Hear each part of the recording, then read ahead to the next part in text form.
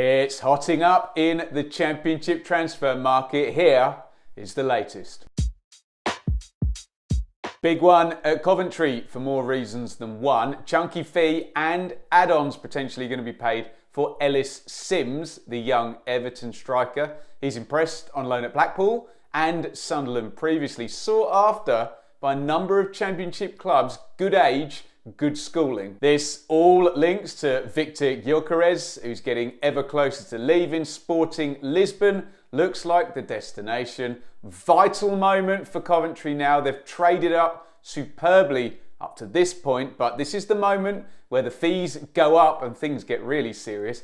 Easier said than done, but the Brentford example is the one to follow. This is where they excelled. Fellow playoff losers from last season, Middlesbrough, have also been super busy getting themselves permanent replacements for those players that excelled on loan last season. Seny Dieng comes in from QPR to replace Zach Steffen, who was on loan there last season. Seems a good Championship-ready pickup and the likely first-choice guy for Michael Carrick. Morgan Rogers comes in from Manchester City. After a few EFL loans, he now has a permanent home and really needs to build on a strong reputation. Jacob Ramsey was a star in these sort of positions we expect him to play, and he was on loan last campaign, so could be a nice opening for Rogers. Alex Gilbert also adds to those attacking options after his deal run out at Brentford B. Cameron Archer was normally the partner for Chuba Akpom last season, but was on a loan. Potential opening there for anybody coming in those attacking positions. Rav Vandenberg, recognised the name. He's younger brother of Sepp, who was a popular loan player at Preston from Liverpool. He's in at the back, only 18 years old. But then Michael Carrick did show big trust in the likes of Hayden Hackney in terms of young players last season. If you're good enough, you're old enough. There's actually two more as well at Borough, the Australian pair of Sam Silvera and the brilliant named goalkeeper Tom Glover. Don't know much about either player, to be totally honest. Maybe squad depth, we will find out. They join fellow Aussie Riley McGree, who's already at the club. That is 6 in for Borough, all on permanence and for fees paid. Good backing for Michael Carrick, but we do know there have been sales out of Borough the last few seasons to balance the books up. Right, let's have a look at those newly relegated teams, and I have not done a video since Harry Winks and Connor Cody were confirmed at Leicester. Very, very high calibre signings for Championship level, and if the goal is short term, get out, get straight back as quickly as possible, then they are clearly probably overqualified with their Premier League and international CVs. We're already getting plenty of unhappy rumblings on social media about what this kind of represents for the uneven playing field in the Championship. For Leicester fans getting triggered about the buying the lead sniping, very much like the Burnley fans did. Look, everybody understands there is vast amounts of money already in for Maddison, even more likely to come in for Harvey Barnes, maybe to Newcastle next week.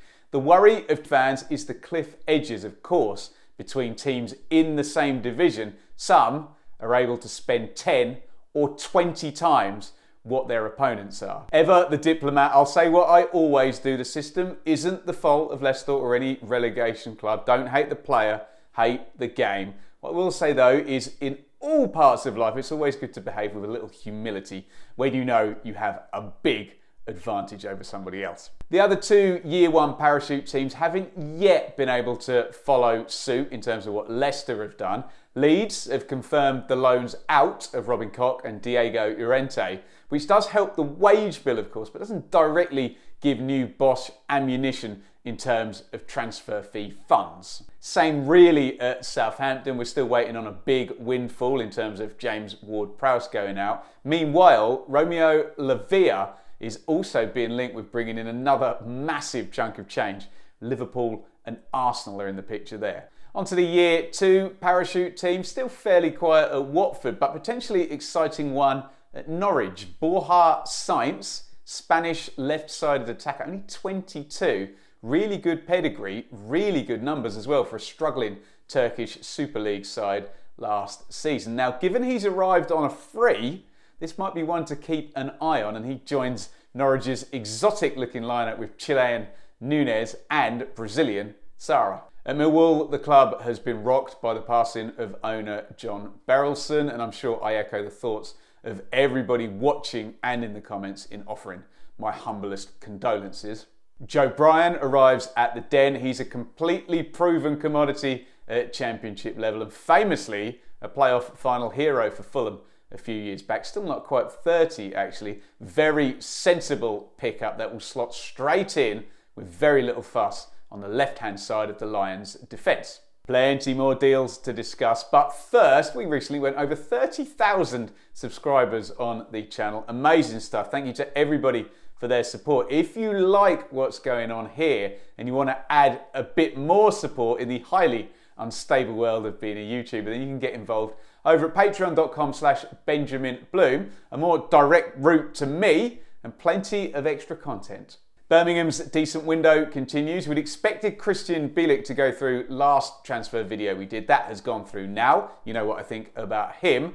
Right wing back Ethan Laird has also come in on a permanent from Manchester United, one of those highly rated clubs caught between a big club's first team and a bunch of EFL loans. Strong reputation and a chance to really get his career going now in the second tier with Birmingham.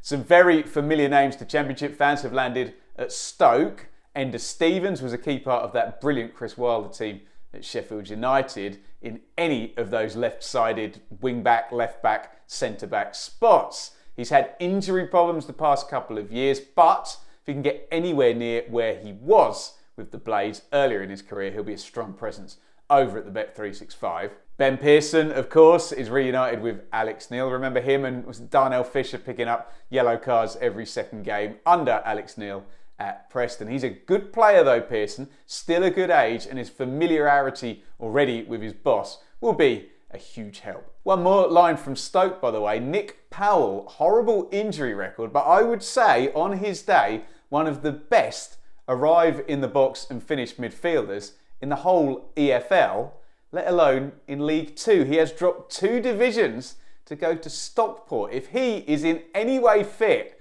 next season, he's going to have a field day at that level. Let's get back to that incestuous Championship Stoke-Preston circle. Maybe we can add Hull, because Liam Delap, well, he played for both Preston and Stoke on loan from champions Man City last season, if you're keeping up. He's gone to Hull on loan this season. Time for him to step up, I think. So highly rated within the game. But I, like probably most of you lot, was pretty underwhelmed with him last season at Championship level. In terms of our newly promoted teams, fairly quiet at 2 of them. Well, I say it's quiet at Sheffield Wednesday, not obviously in the news. It's been absolute chaos the last couple of weeks. But in terms of incomings, they really now need to get a shift on with Xisco Munoz installed as manager. Still, only Reece James in, and he was there last season anyhow. My team, Ipswich, may be finding it a little harder in the Championship after they dominated the trading at League One level. But Plymouth have been a bit busier. And I'll say about their new signing, Lewis Gibson, exactly what I said about Morgan Rogers and Ethan Laird. Good pedigree coming in from Everton on a permanent now after plenty of loans. Who doesn't love a left-footed defender as well? Kane Kessler-Hayden is also in on loan at Argyle from Aston Villa. Right-sided defender who knows the level after a similar deal took him to Huddersfield last season. Kind of staying on the League One theme, Mike Duff was managing there last season with Barnsley. Josh Key was playing there last season with Exeter. Josh Key joins Mike Duff at Swansea now. Key was super versatile last season for Exeter, played all over the place. I wonder if Mike Duff, though, fancies him in that right wing-back role that he makes so important in his system. Josh Ginley is also in at Swansea from Hearts. He played down the middle or off the right in the attack up in Scotland. Cardiff, remember, they can't pay any fees because of their embargo until the January window. They have got things going now for Errol Balut.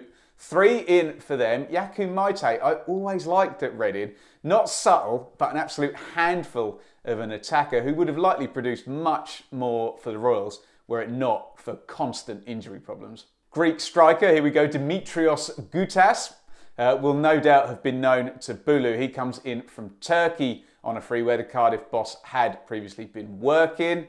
Ike Ugbu comes in on loan from Troyes in France. He's actually played in the Championship before in 17-18 for Barnsley, on loan from Chelsea. Small world, and that's Cardiff's attacking positions beefed up a little bit. Finally, at QPR, obviously we've dealt with Seny Dieng going out to Borough earlier on in the video. In comes Ziad Larkesh, young left wing back who was on loan at Barnsley last season from Fulham. He's in on a permanent after his Craven Cottage deal ran down on that sort of left-hand side. We do need a bit more at QPR, and there is that worry that Willock and Chair might go out as well. And 3 in at Rotherham, well, 2 really, because Grant Hall has now made his loan deal from last season permanent. Centre-back on loan from Middlesbrough, of course. Dylan Phillips comes in from Cardiff in goal, but realistically, he's going to be back up because Victor Johansson is excellent. Someone who'll much more likely be starting is Cafu, who comes in from Forest at the New York. Central midfielder, was pretty much a regular in the Championship for Forest under Chris Hughton, and much less so under Stevie Cooper. Forest are of course a Premier League team now, and their progress will hopefully be to Rotherham's advantage as they pick up the 30-year-old midfielder on a permanent. There you go, that's the transfer business in the Championship all wrapped up. Let me know in the comments which deals you think might be good ones and how your club is getting along so far this window. For a bit of fun, stay right with us and click here to see my 23-24 Championship manager rankings. Who's at the top and who's at the bottom?